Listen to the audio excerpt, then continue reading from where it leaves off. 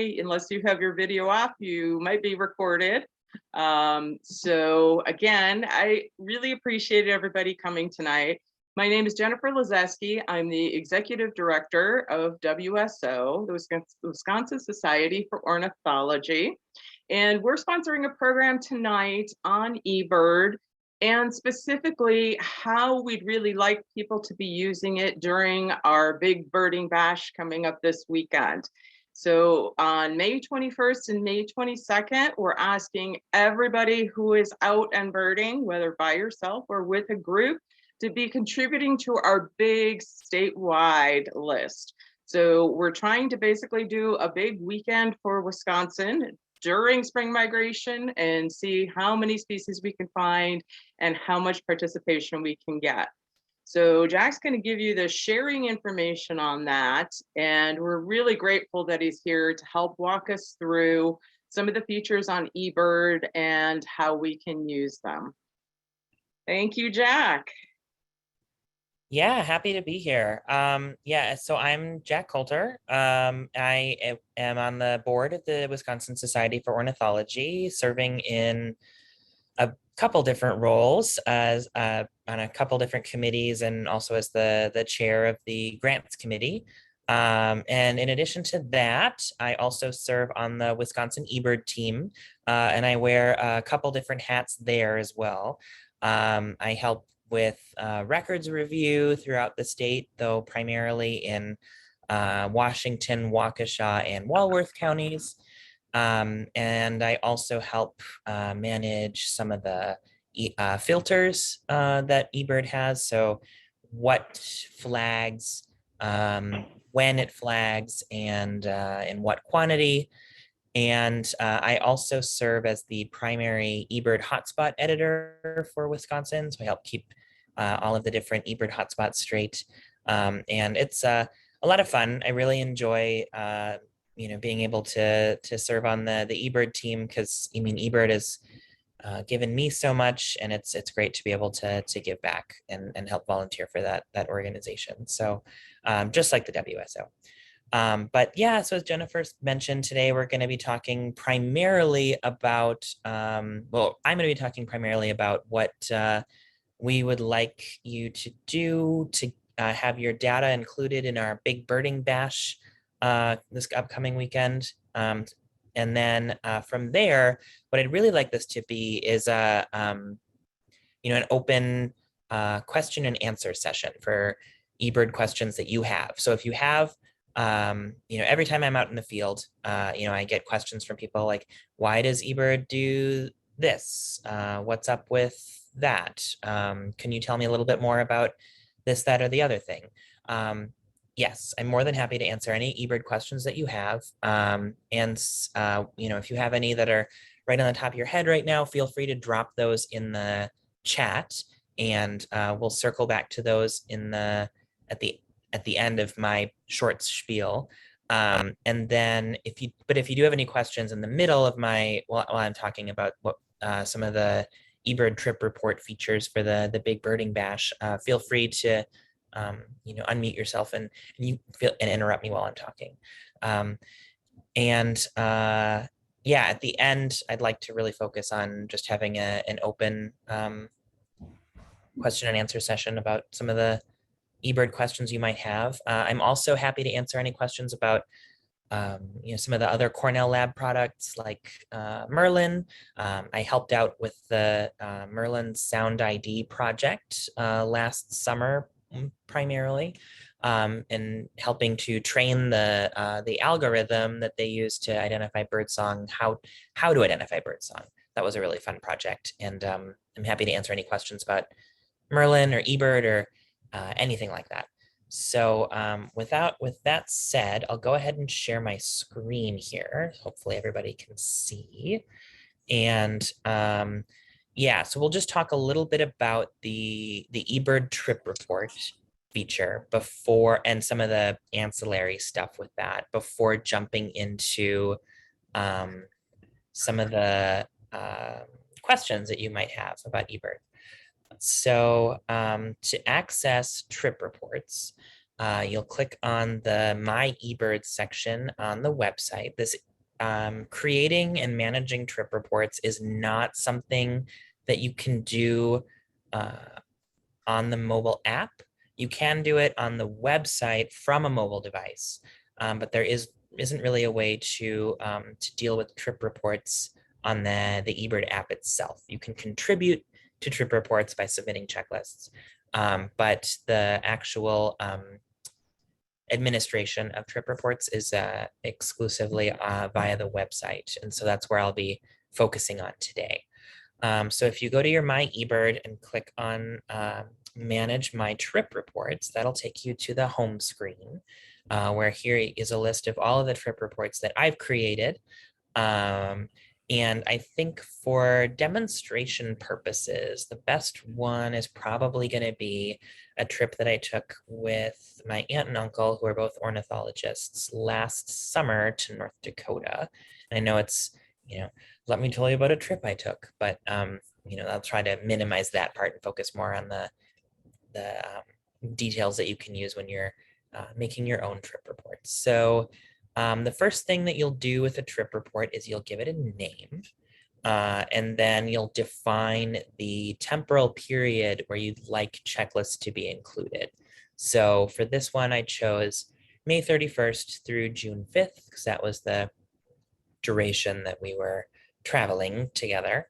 And then the next step is to add participants, which is really easy to do. And actually, the best way to show this might actually be to create a trip report, which I could do from a birdathon that I participated on yesterday with the Glacial Lakes Conservancy out of Sheboygan.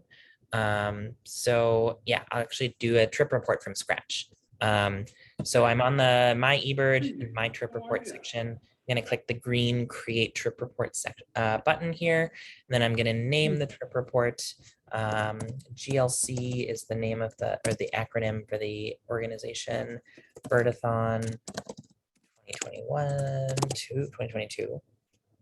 And this was yesterday from about 7 a.m. to about, say, 4 p.m.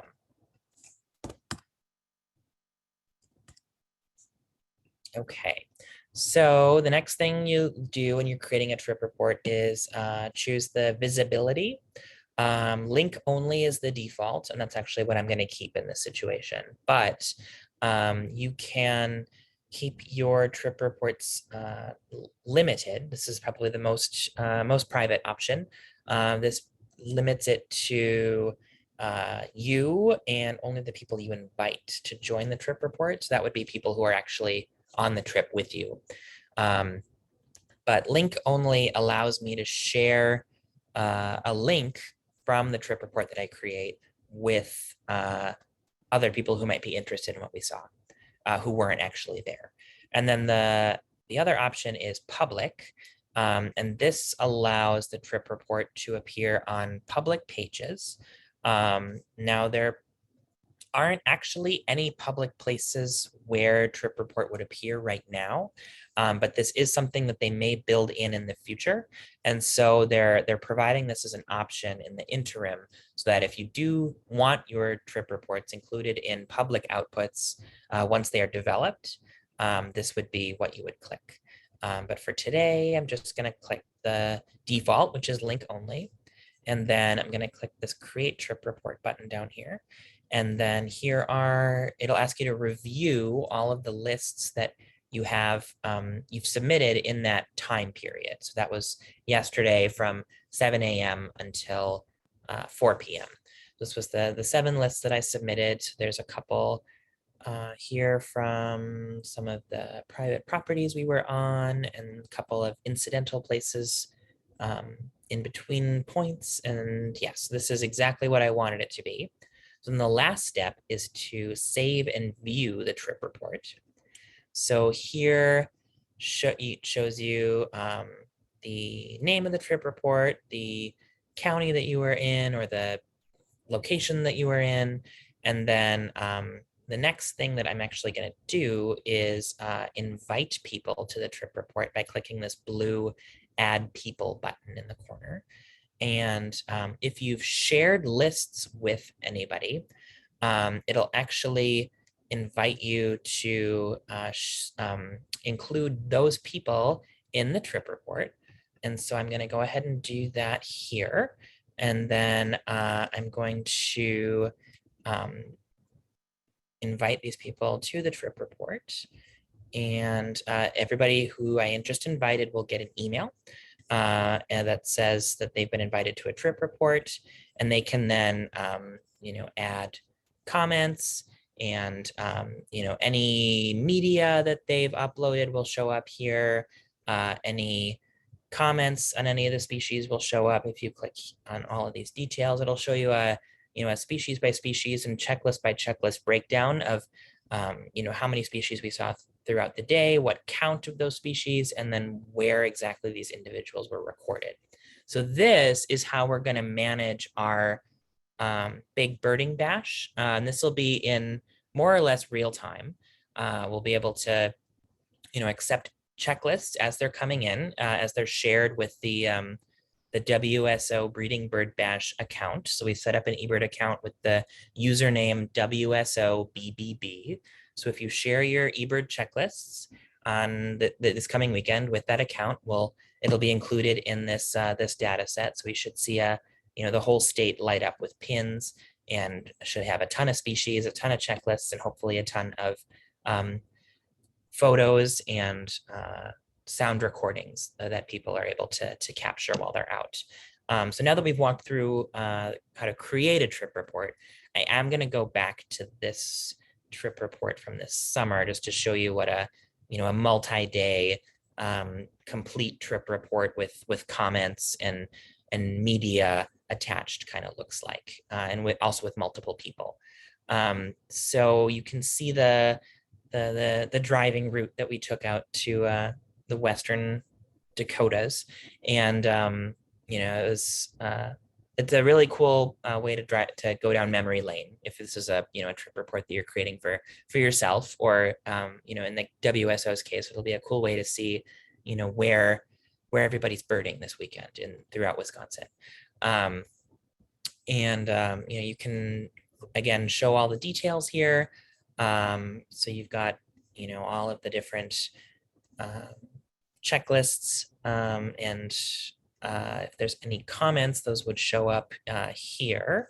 So I'm sure there's plenty of comments further down the list here, but it also show photos. So if you take photos this weekend and you put those on your eBird checklist, those will show up here, and you'll get it'll say who took the photos, and then it'll also give you a link to the checklist, so you can see exactly when and where people are taking these photos and what they're seeing, and all kinds of cool stuff like that.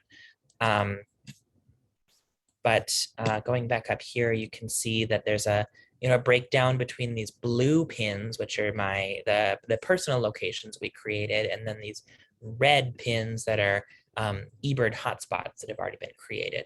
So if you are in an area where there is an eBird hotspot, and that hotspot describes the area that you were birding in, you are strongly encouraged to use the eBird hotspot rather than creating another personal location that overlaps. So that not only allows us to do cool things like, here, I'll pick a cool hotspot in Wisconsin that's got a ton of birds at it, that we can look at some of the cool hotspot output tools. So if we zoom in here, you can start seeing hotspots pop up in a second. Wind point, that's a really cool one. So here is why using hotspots is very cool and very useful for both the observer, and then I'll also talk a little bit about how it's helpful for scientists and researchers who are using eBird data to analyze trends in species distribution over time. So this is a very, as you can see from having almost 3,000 checklists, this is a very well birded spot, and with over 270 species, it's It's got a lot of it's got a reputation as a vagrant hotspot, which is really cool. And you can see evidence of that right here in the top media uploaded in the past month. There was a scissor-tailed flycatcher that was hanging out there for a little while last month, and an ash-throated flycatcher popped up. And see, there's a Cape May warbler here. So just all in all, a cool spot. If you haven't been there, I strongly recommend checking it out, especially uh, in May or fall, or whenever there's a good movement of birds, because things just have a tendency to show up there.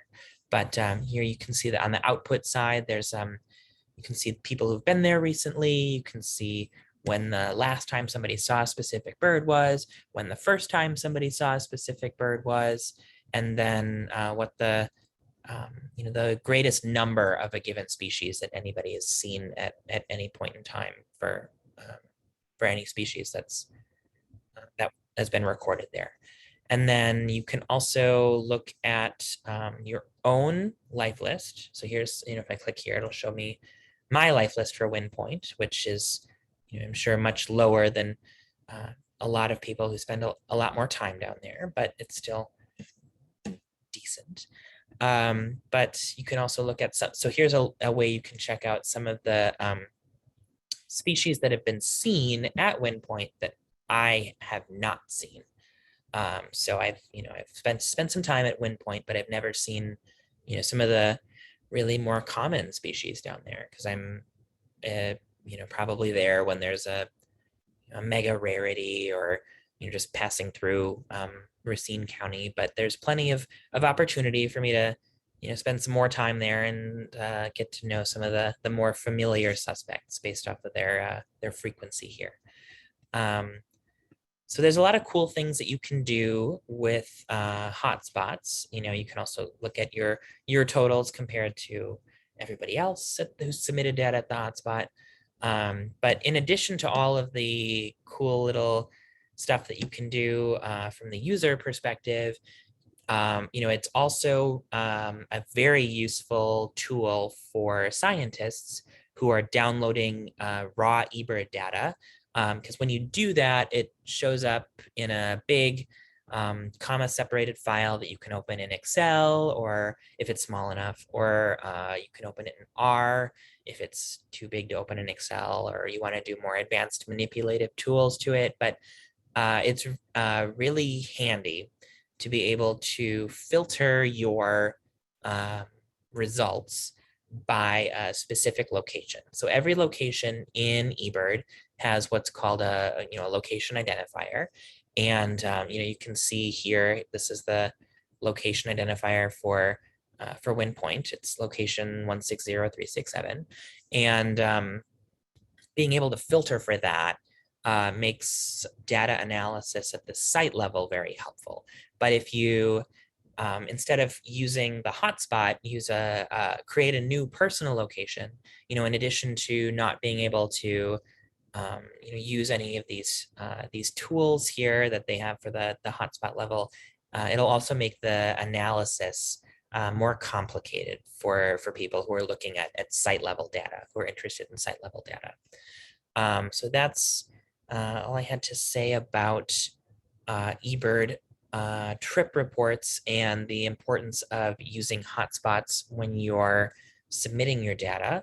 I also wanted to, again, encourage people to, use when they're sharing their data with Exactly. the 1 second WSO. before you move on. Yeah. Somebody had a question about distance for a hotspot. How Right. far away can you be and still use that hotspot? So my suggestion for using a hotspot is if the place that you birded, the area that you birded, could reasonably be described by that hotspot name, then it is okay for you to submit your data using that hotspot. So there are some places that have hotspots for, there's some state parks that have hotspots for a particular road or a particular trail within the park. If your birding encompasses only that trail, then it's appropriate for you to use the hotspot there. But if you are and if the eBird best practice in those situations would be to break up your checklists. Start a checklist on that trail that's only for that trail, and when you're done with that particular area, then and you move on to the next part that has maybe a separate hotspot to break up your list that way.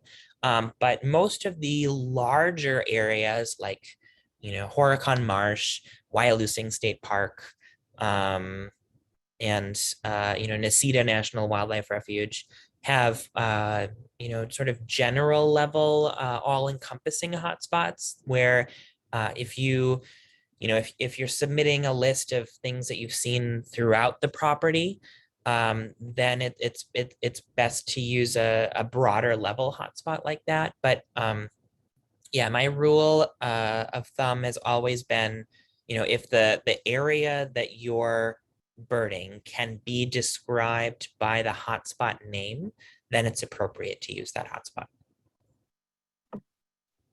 Thanks. And then we had one more question about how you can try to get a hotspot set up. Okay. Yeah. So I am the eBird hotspot editor for Wisconsin. So every hotspot request goes through, basically will funnel through me.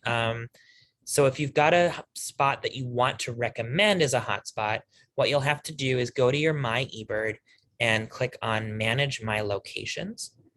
And let's see, there's nothing that I can see here that would make a good hotspot that isn't already one. But let's say that I wanted to make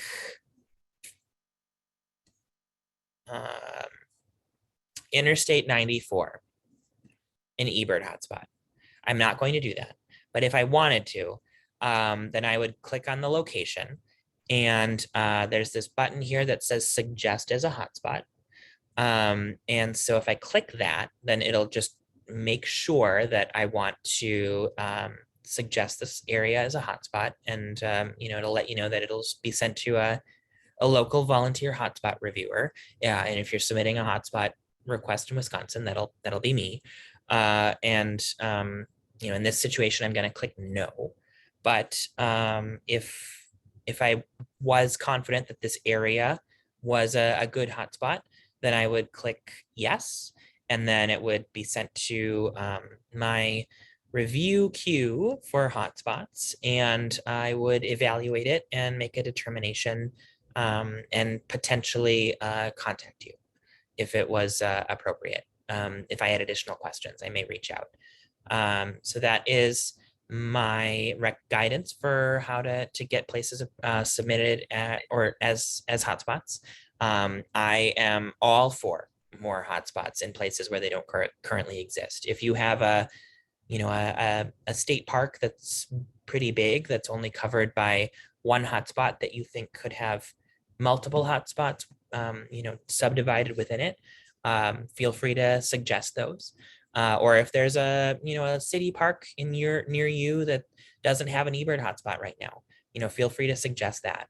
I am all for creating more hotspots in Wisconsin. We have quite a few. Let's just pull this up here. We have 3,639 hotspots at the moment, but I know that that's not nearly enough to encompass all of the places that people are birding regularly that are open to the public to also come check out.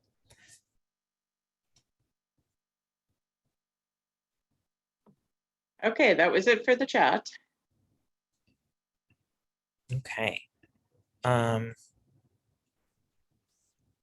sorry, I interrupted you. You were No, not at going to all. talk about something else. Yeah, I totally lost my train of thought, and but that's totally okay. I mean, if anybody else I has think you were at the portal. Was there anything you wanted to talk about there? Or you were at the beginning of Explore again? I was, but that was just a placeholder for, I didn't have anything I wanted to dive into exactly at that point. But yeah, I'm more than happy to answer any questions that you guys have about eBird.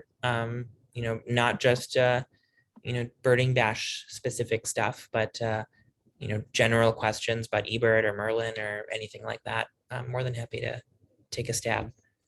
Okay, somebody just asked about compiling. She's a compiler for a regional bird count. Who is the Okay. best contact for Cornell to how to set up an account that counts in the circle and share without crediting her personally with the observations? Right. So what I would recommend in those cases where you're managing a bird count would be to create a second account that is for that purpose. So that's exactly what we're doing with the WSO's Big Birding Bash. We have uh, a set eBird account that we're encouraging people to share their lists with, and that account I created, and it's run through my email address at the WSO. And if you're compiling data for a bird count, then you can create an eBird account using your email address, but it'll have a different name and a different username that people can share with, that you can use to compile that data so that it's not affecting your personal eBird account. Okay. Could you show how to see a map of all the hotspots in one location? You were Sure. talking about where there might be sub hotspots or Yeah. specific So if you go to the Explore page and then click on the Explore Hotspots link, then you use Horacon's actually a really good place to show sub hotspots. So if we type in Horicon Marsh in our search bar here, so you can see. So here's Horicon, and then you can see there's a ton of hotspots in here. So there's the auto tour up here, and then here is Old Marsh Road, and then we've also got Highway 49 has a couple different hotspots. There's the one for Fond du Lac County specifically. There's one for Dodge County specifically. Then there is also a general locations. But we do prefer that people do use one of the county specific locations if they're able to separate which side of the road they're seeing the birds. And then, there's also, I think this one's probably the Horicon general hotspot. Yeah, so this would be the general hotspot that you would use if you birded all over Horicon National Wildlife Refuge and can't remember where you saw a particular bird within Horicon at one of the sub hotspots like Point Ledge Road or the Bud Cook hiking trail. You would use this, but we do strongly encourage people to use more precise locations whenever they can, because the general level hotspots are handy for historical uploads where people really can't remember where they were, but for if you go out to Horicon tomorrow, we would really like it if you were able to break your list up and have a couple lists at each of the different places within Horicon that you went to. Okay, thanks. Then we had a question about sharing the list for the Big Birding Bash, which might have been where you were going before, to show people how to do that. Sure. And if you're with a group, the general rule is you try to get the group to do one list. Yes. What if you can't really control that and you don't know who's submitting what, or multiple submissions from the same area or the same group? Okay. Mm-hmm. So, all right. So I'll start with how to share lists with the WSO's Big Birding Bash. So let's grab the most recent list that I did here. And so here's a list that I did from this afternoon in Dane County. And if I wanted to share it with the WSO's Big Birding Bash, then I would click the share button here. And I would enter the username of the WSO's Birding Bash account.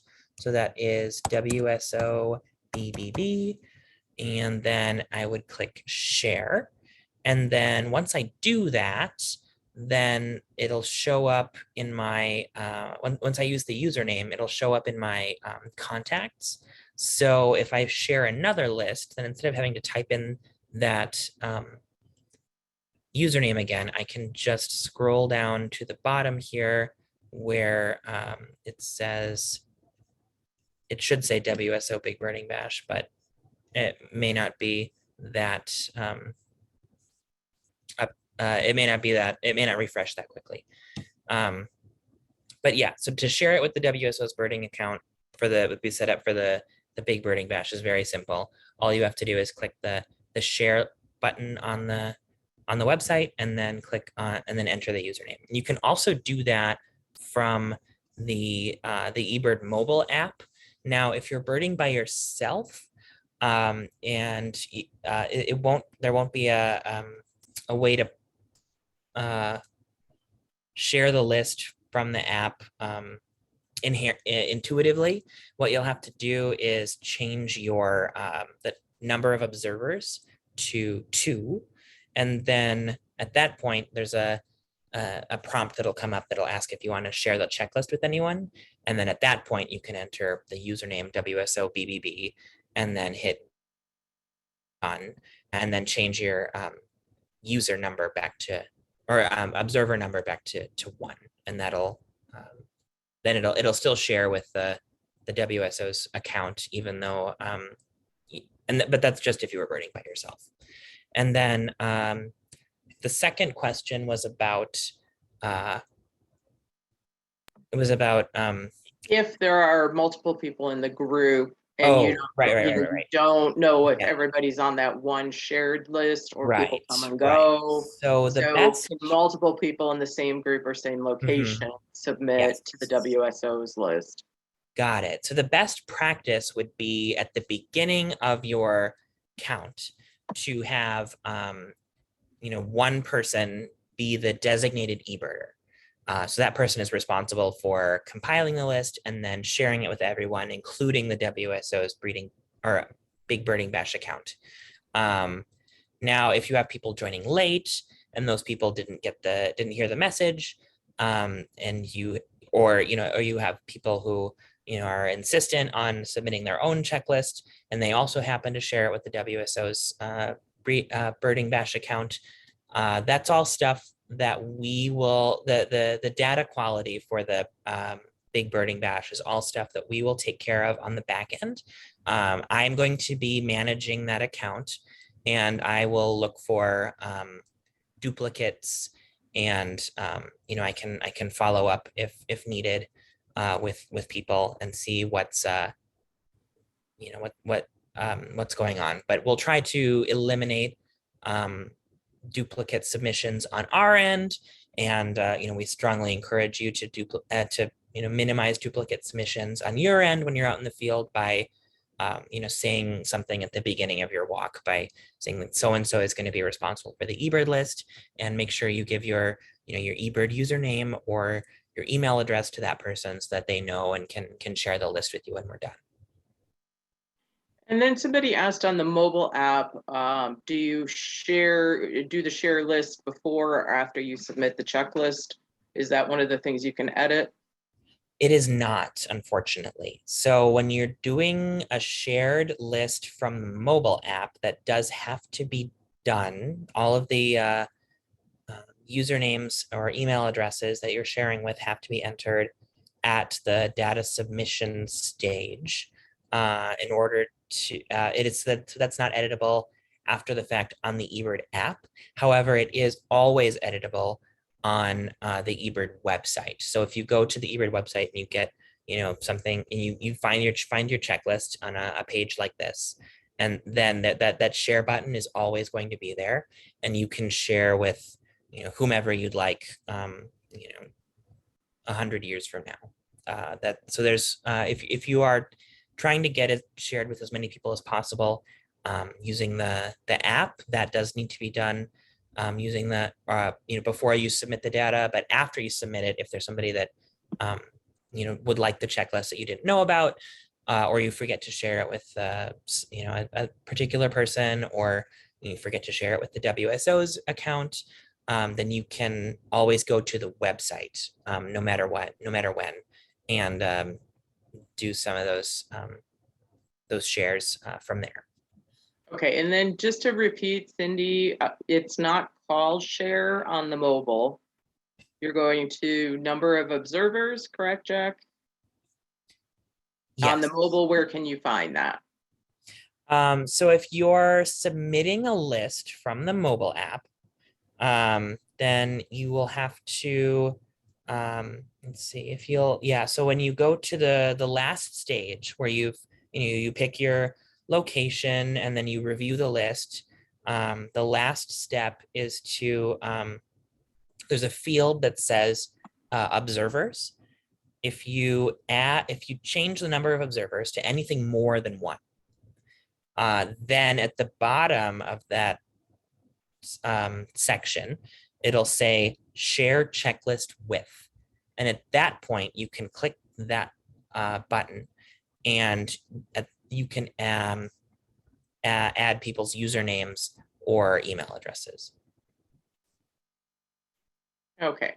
But then if you are birding by yourself, and you want to share it with the WSO's account, then when you're done, then just make sure to change that observer number back to 1 before you do submit your list. But if you have it shared with that account already, then it'll still save that you're trying to do that.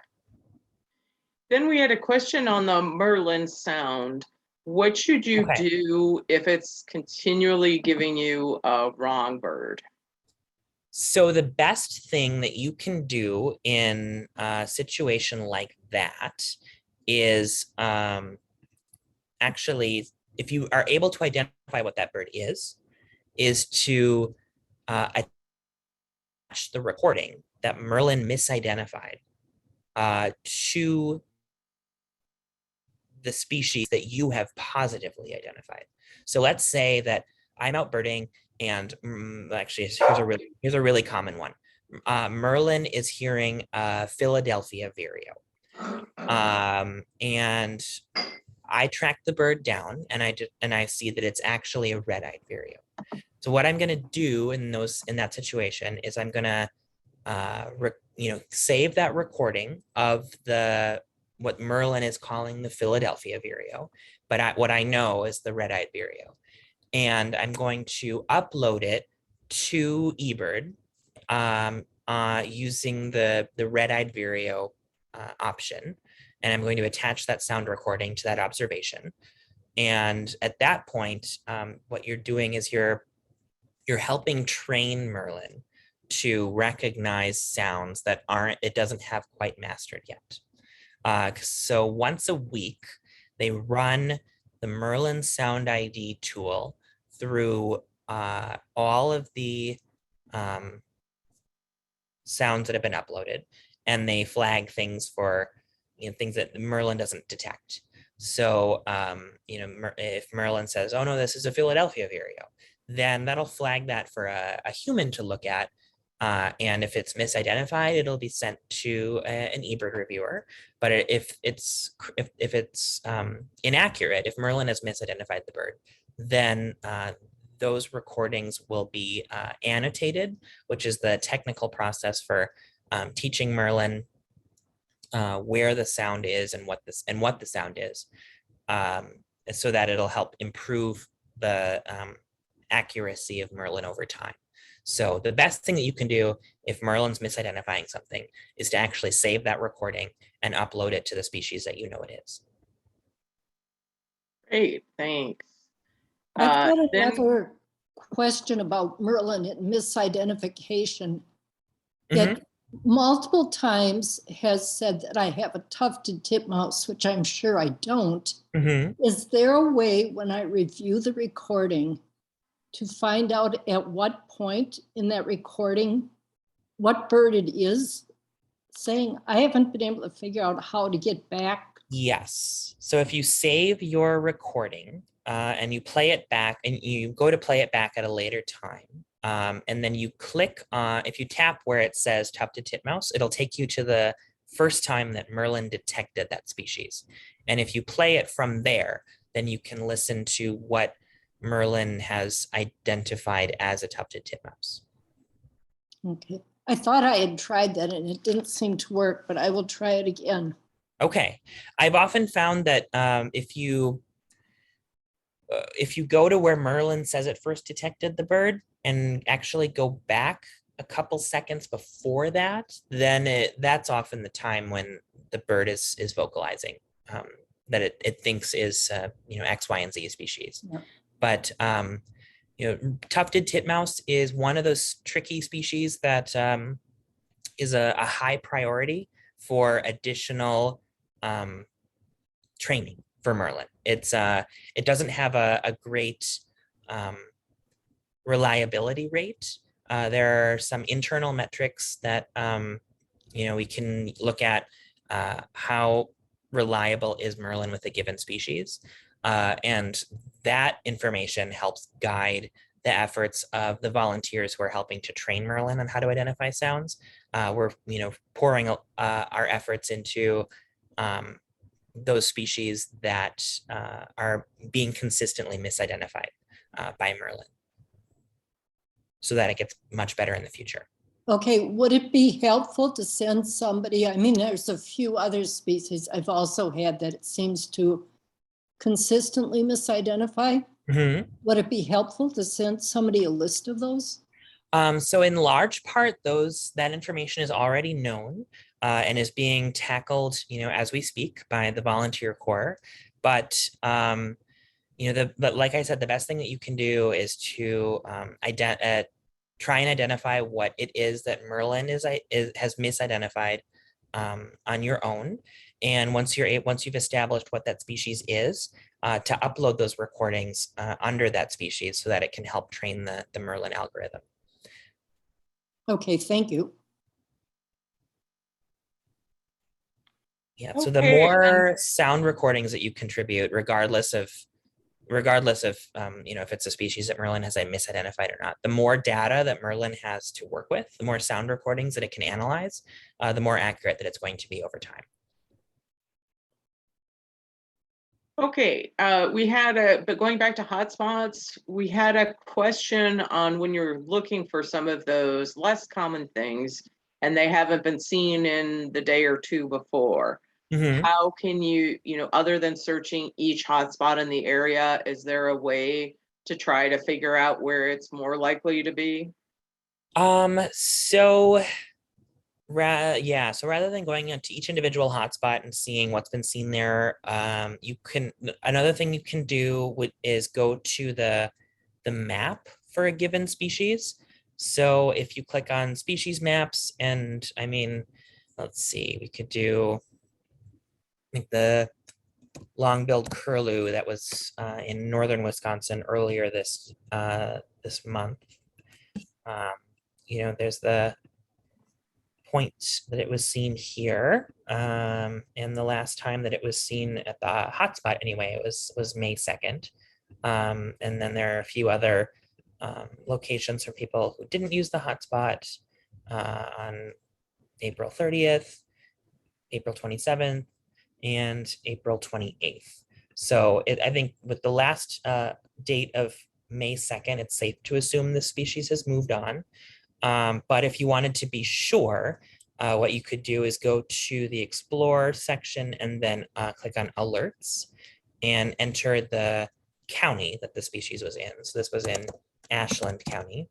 And if you do that, then in addition to showing you the reports that have been confirmed by an eBird reviewer, those will show up on that point map that I was just showing you. The rare bird alert information will show things that have not yet been evaluated by a reviewer.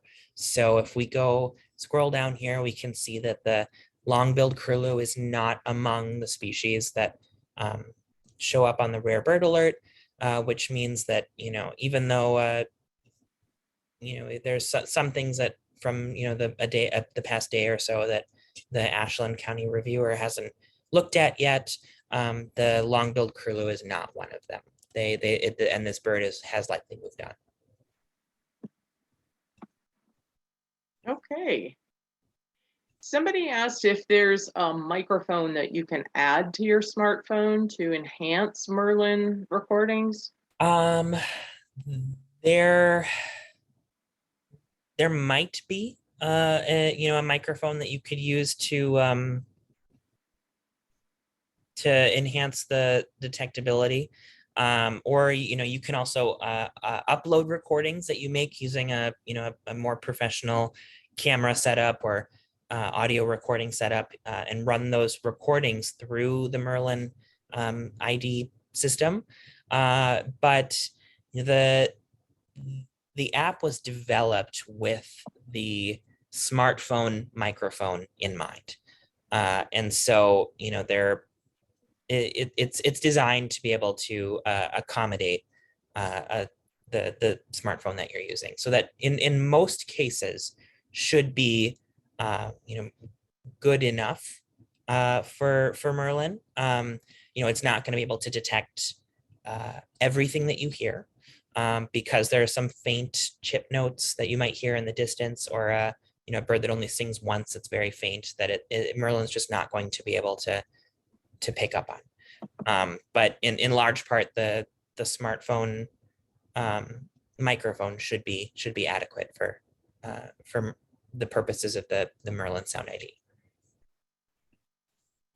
All right, we're out of questions in chat, and we're at 40 minutes now. So if Jack wants to take another question or two live, you can unmute yourself and ask. I've got a question about choosing between, this has nothing to do with like the going out with a group, but at home, choosing between stationary and incidental. I'm pretty much most of the day looking out my windows, checking what birds might be there. So it's not exactly incidental, but I might be eating breakfast or washing the dishes or doing something else. And during the time, say over a couple hours, I might have 10 or a dozen species. So that doesn't seem to really fit with incidental. And yet it's different in a way than stationary. I don't know which the best option is. Yeah, so the best option it would be to take one or two breaks during the day when you are solely focused on counting the birds out your window. So you have 5 minutes where you're you can be sipping your coffee, that's fine, but you're looking out the window, you've got the window open, you're listening for what's around too. And as long as looking at the birds and listening for birds is your primary purpose, your primary purpose isn't, in that situation, the sipping of the coffee or the eating food would be the incidental activity, but your primary purpose is looking for birds. Then it's totally okay to use the stationary checklist.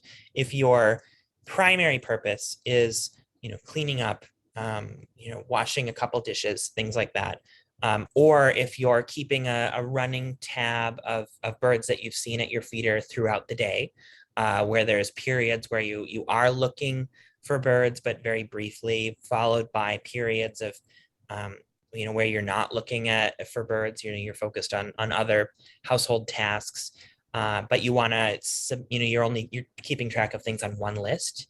That would be a time when you would use the incidental checklist. But if you're able to, take a 3 to 5 minute period during the day where you're just looking at the birds, the outside, then that's when it would be best to use the stationary approach. Okay, that clarifies it. Thank you. Hey, Jack. I actually started laughing when you mentioned Philadelphia Vireo, because I had one show up on the Merlin app this weekend and I knew it wasn't. And you mentioned tufted titmouse as a problematic species, which makes sense given how many sounds they have. But are there any other common species that need more training and more submissions through Merlin? Merlin seems to struggle with the mimids, so thrashers, mockingbirds, and catbirds.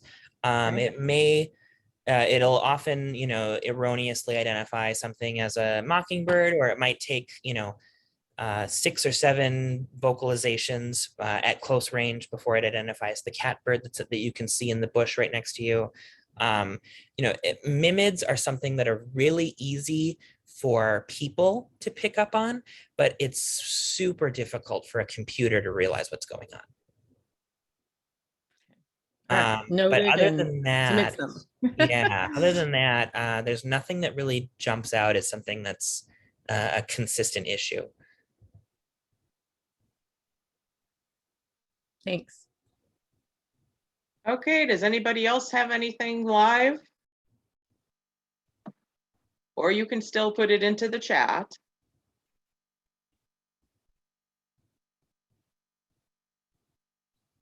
All right, I think we've covered everything then. So thank you very much, Jack, for running us through some more specifics. And if you do have any additional questions that you'd like me to address, feel free to contact me. My email is published on the WSO's website. So if you go to the WSObirds.org site and then click on about WSO, or is it here? Yeah, then board members, and then scroll down, you'll see me here, and you can feel free to contact me here, or you can contact me at jack@wsobirds.org. That's another quick way to contact me. But yeah, I'm more than happy to answer any questions that you have about eBird.